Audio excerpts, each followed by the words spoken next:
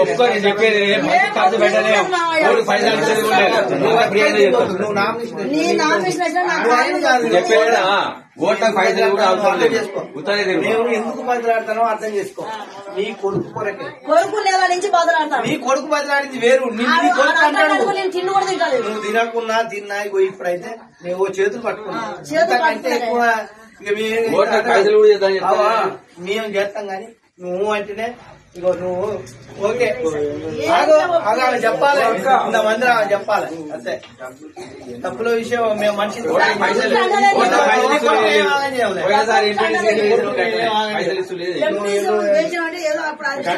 అన్ని గట్టిగా ఉంటాయి. ఇప్పుడు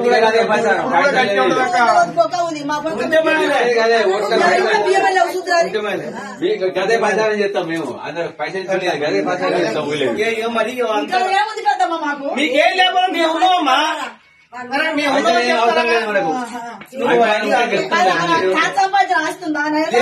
లేదు ఆయన మంచిగా ఉన్నాడు. ఆయనే ఉన్నాడు అట్లా. అమ్మా నిన్నే ఆగం కావాలని మేము కోరుకోవమ్మా. అర్థమైందా? మా సాధ్యమైనంత మేము కూడా పోరాడతాం.